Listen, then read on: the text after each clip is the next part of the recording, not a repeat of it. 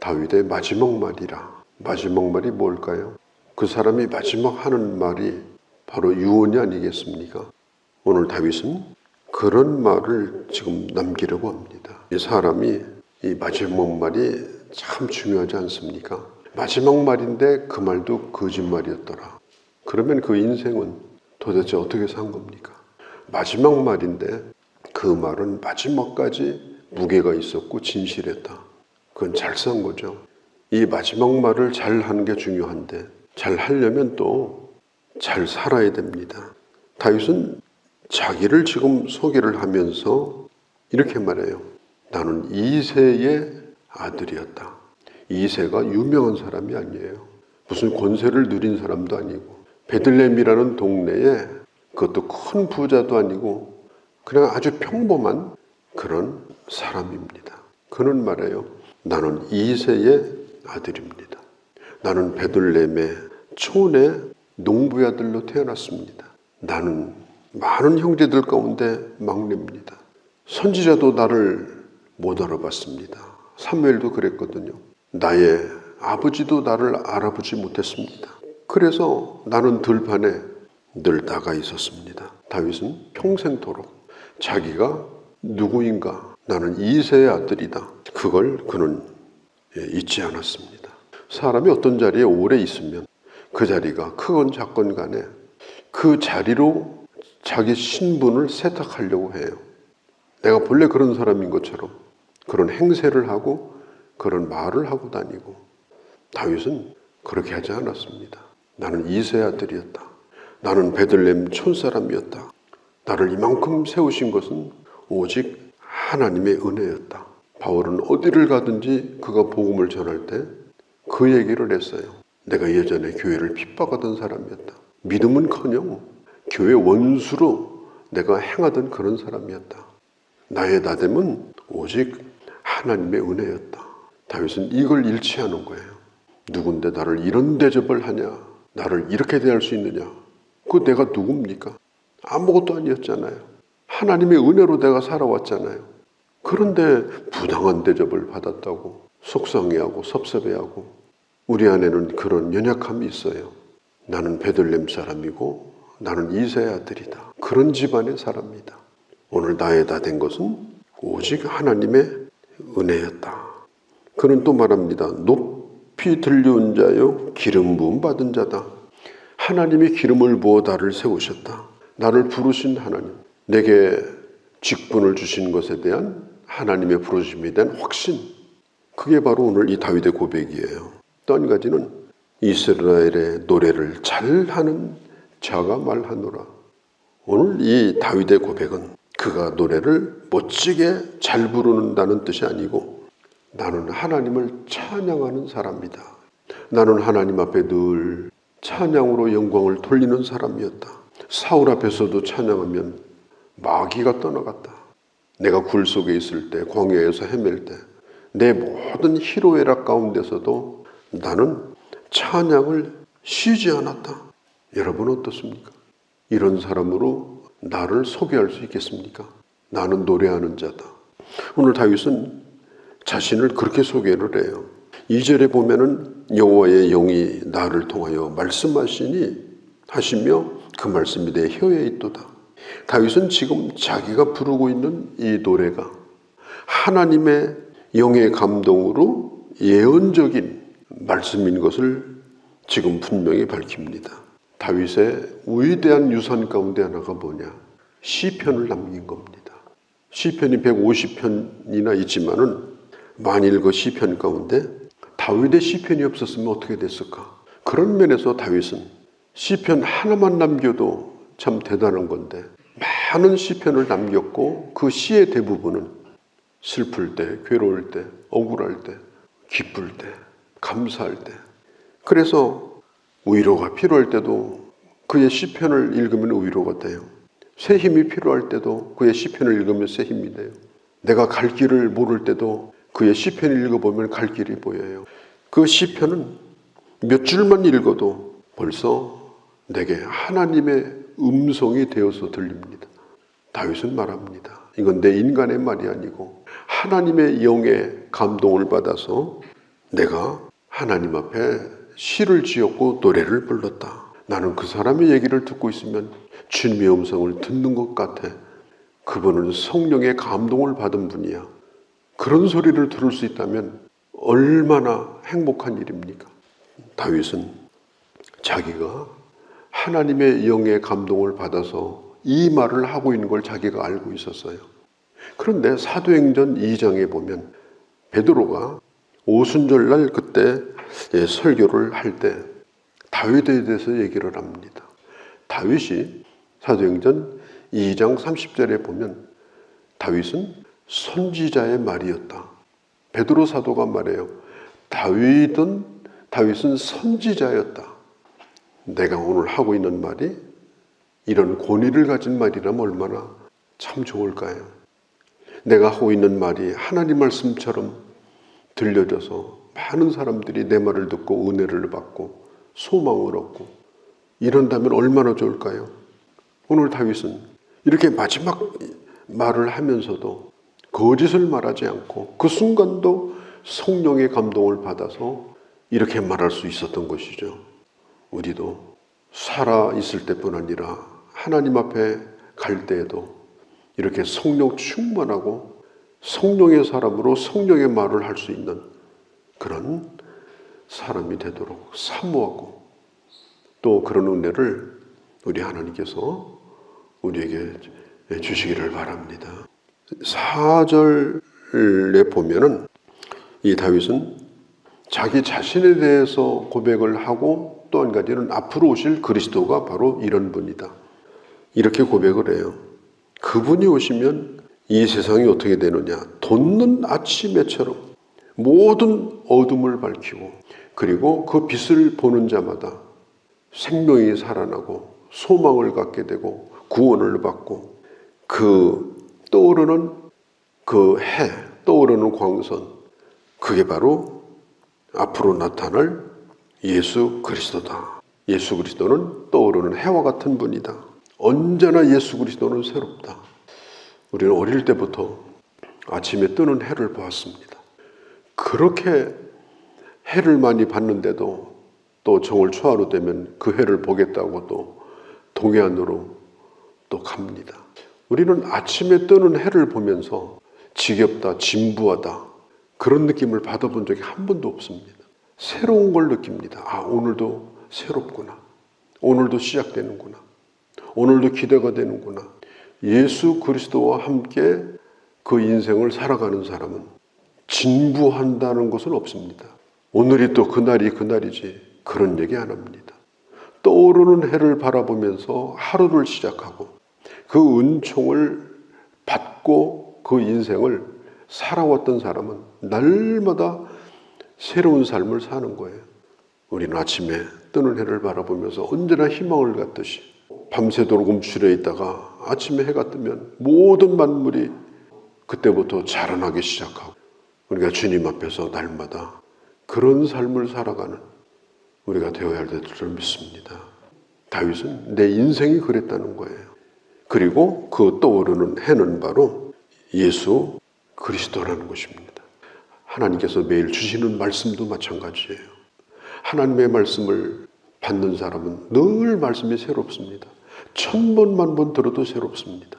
그리고 그 말씀은 없어지지 아니하고 반드시 그 생명이 역사합니다. 그래서 그 말씀이 축복이 되고 어마어마한 열매로 열매를 맺게 되는 거예요. 예수 그리스도와 함께 하루를 시작하는 사람, 하나님의 말씀과 함께 하루를 시작하는 사람, 그 사람이 제일 복된 사람입니다. 시편 1편이 그걸 말하고 있어요. 날마다 시냇가에 뿌리를 내린 나무와 같이 사시사철 열매를 맺을 것이요. 그러니까 우리가 아침에 깨어서 주님 바라보고 사는 것이 얼마나 큰 은혜냐. 그런 경건의 습관을 따라 살아가는 사람, 이 사람이 이 세상에서 제일 복된 사람이에요. 5절에 보면 이 다윗은 하나님의 약속을 생각합니다. 그가 성전을 지으려고 맘먹었을 때 나단 선지자를 통해서 너는 아니라고 말씀하셨고 그러나 약속은 주셨습니다. 그 약속이 뭐냐면 너의 후손이 끊어지지 아니할 거다. 그리고 너의 후손 가운데 그리스도가 나올 거다.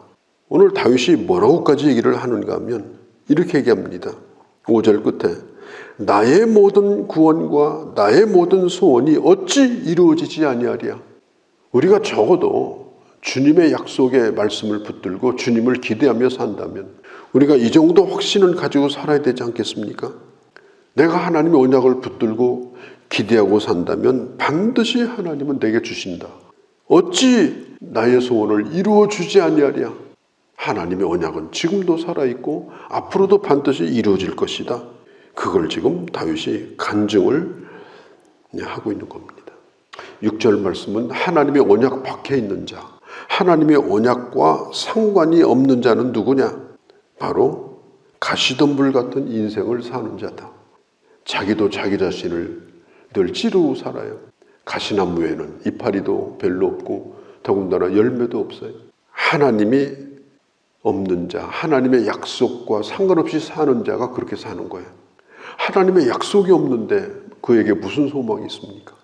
하나님의 약속을 받지 못하고 사는데 그 결과가 어떻게 될 것입니까?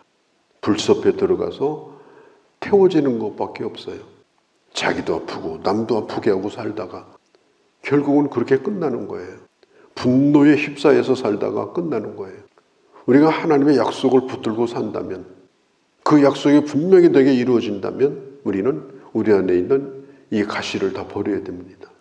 왜 내 맘대로 안 되냐, 내 뜻대로 안 되냐, 불평하고 남도 찌르고 나도 찌르고 이걸 하지 말아야 돼요. 우리는 가시를 품고 사는 자가 아닙니다. 하나님의 약속을 품고 그 약속이 어찌 이루어지지 않냐랴 이런 믿음을 가지고 사는 자가 바로 오늘 하나님의 사람들이에요. 그리고 오늘 다윗은 용사 세 사람을 소개해요. 8절에 요셉 바세벳, 9절에 엘르아살, 11절에 삼마, 이 세 사람의 용사에 대해서 나오는데요. 목숨을 걸고 다윗을 위해서 싸웠던 그런 용사들이 있었어요. 대표적인 세 사람을 거기 소개하고 있습니다.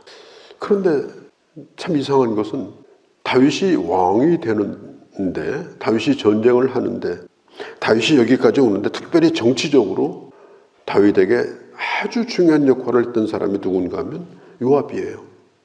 그런데 다윗의 기억 속에는 요압이 없어요. 다윗은 요압을 언급하지 않아요. 참 이상하죠. 요압은 일을 참 많이 했거든요. 그런데 다윗의 기억 속에 없어요. 다윗의 기억 속에 없으면 하나님도 기억하지 않는 거예요. 우리가 살면서 얼마나 대단하고 위대한 일을 하느냐, 그것보다 중요한 게 뭐냐면 오늘 내가 하고 있는 일들이 하나님에게 기억되는 일들이 되도록 해야 됩니다. 그것이 작은 일이라 할지라도 내 진실을 다하여 하나님의 나라를 위하여. 요압에게 있어서 결정적인 문제가 뭐냐면 그는 하나님을 위해서 산 사람이 아니에요. 겉으로 볼 때는 다윗을 위해서 사는 것 같았지만 그것도 아니었어요. 순전히 자기 자존심, 순전히 자기의 이권, 자기의 권력, 그 앞에 있는 건 뭐든지 다 칼로 쳐내버리고 다윗의 인정을 혼자 독타지하고 살았던 사람이 요압이에요. 그런데 요압은 다윗의 기억 속에서 사라졌습니다. 고맙지 않았습니다. 고마운 마음이 요압에 대해서 없었습니다. 이게 중요한 거예요. 오늘 이 세 명의 용사에 대하여 다윗이 참 고맙다, 감사하다. 난 우리가 그런 사람이었으면 좋겠어요. 당신이 얼마나 대단한 일을 했는지 우리가 잘 압니다. 그 소리보다도 장로님이 고맙습니다. 권사님이 고맙습니다. 집사님이 고맙습니다. 우리 자식들에게도 뭘 어마어마하게 용돈 주서가 아니라 고맙다. 서로 부부간에도 참 고맙다. 어떤 일을 했기 때문이 아니라 그 사람이 고마운 거예요. 실제 승리는 다윗이 거뒀지만 승리를 거두게 한 그 사람들이 바로 오늘 이 세 사람이에요. 이들의 이름을 특별히 말하고 있는 거예요. 이 용사들에 대한 에피소드가 나와요. 다른 성경에 보면 다윗이 블레셋하고 싸울 때 그때 다윗의 고향인 베들레헴을 블레셋에게 뺏겼어요. 그래서 베들레헴에서 한 20km 떨어진 지점에다가 다윗이 진을 치고 있는데 그 용사들을 앞에다 놓고 이렇게 얘기했어요. 참 내가 우리 고향에 있는 그 우물물, 내가 어렸을 때 먹었던 그 우물물을 내가 한 바가지만 먹으면 내가 힘이 날 것 같다. 그렇게 해달라는 얘기가 아니고 그냥 마음이 그렇다고 말이에요. 그런데 그 용사들이 다윗의 말을 듣고 목숨을 걸고 베들레헴에 갑니다. 블레셋이 진을 치고 있는 그 진을 2번이나 통과해가지고 베들레헴에 가서 물 한 바가지를 떠가지고 와요. 너무 힘드니까 고향의 그물 참 시원하고 달았는데 좋다. 할 수 있는 얘기잖아요. 해달라는 건 아니잖아요. 그런데 그 용사들은 그 물 한 바가지를 뜨러가기 위해서 목숨을 걸고 가서 떠왔어요. 무슨 자기 명예가 있겠습니까? 다윗을 위해서 그렇게 하다가 죽는 건 가치가 있다고 생각한 거예요. 그 정도로 다윗을 신뢰했고 믿었고 고마운 일이잖아요. 감사한 일이잖아요. 그게 바로 오늘 이 다윗의 마음이에요. 그래서 다윗이 나중에 내가 어떻게 이 물을 먹겠냐. 이건 피나 마찬가지다. 그래가지고 하나님 앞에 그 물을 드렸던 그런 기록이 나와 있습니다. 우리가 하나님을 위해서 일한다. 그게 뭐겠습니까? 어떤 사람은 내가 하나님을 위해서 일한다. 그러면서 하나님을 위해서 일하는 것이 아니고 자기를 위해서 일하는 사람도 있어요. 자기 자존심을 위해서. 교회의 덕도 또 목회자가 뭘 생각하는지도 전혀 배려를 하지 않아요. 자기 자존심 하나예요. 그를 누가 고맙다고 하겠습니까? 고맙지 않습니다. 중요한 것은 깊이 배려하고 생각하는 거예요. 그렇게 할 때에 다윗은 그를 기억한 거예요. 인도의 시인 그 유명한 타고르가 이런 말을 했습니다. 배 안에 등불이 꺼지더니 그 배 안에 별빛이 가득하더라. 사실 다윗은 이스라엘의 등불입니다. 그러나 그 등불이 언제나 밝았겠습니까? 힘들 때도 있고 어려울 때도 있고 그야말로 포기하고 싶을 때도 있고 어떤 때는 빛이 다 꺼져가지고 다윗이 어디에 처박혀 있는지 울고 있을 때도 있고 그런데 다윗을 대신해서 빛을 밝혀줬던 수많은 사람들이 옆에 있었기 때문에 다윗이 다시 용기를 내서 빛을 내고 다시 일어날 수 있었고 끝까지 버틸 수 있었고 그래서 다윗이 된 거예요. 이런 고마운 용사들 때문에 다윗이 될 수 있었다. 다윗은 마지막에 바로 이 사람들을 기억하고 있는 겁니다. 하나님도 이런 사람들을 기억하지 않겠습니까? 바로 그런 사람들로 우리 남은 생애를 살아갈 수 있기를 바랍니다. 걸어가신 우리 아버지, 오늘 다윗은 마지막 말을 하면서 자기가 누구였는지 그리고 나와 함께한 그 고마운 분들이 누구였는지를 밝히고 있습니다. 우리가 사는 것도 그렇게 살게 하시고 마지막까지도 이렇게 권위 있고 진실하고 고마운 사람들을 기억하면서 함께 영광을 돌리는 그런 멋진 하나님의 사람들로 저희들 살게 하여 주옵소서. 우리 주 예수님의 이름으로 기도하옵나이다. 아멘.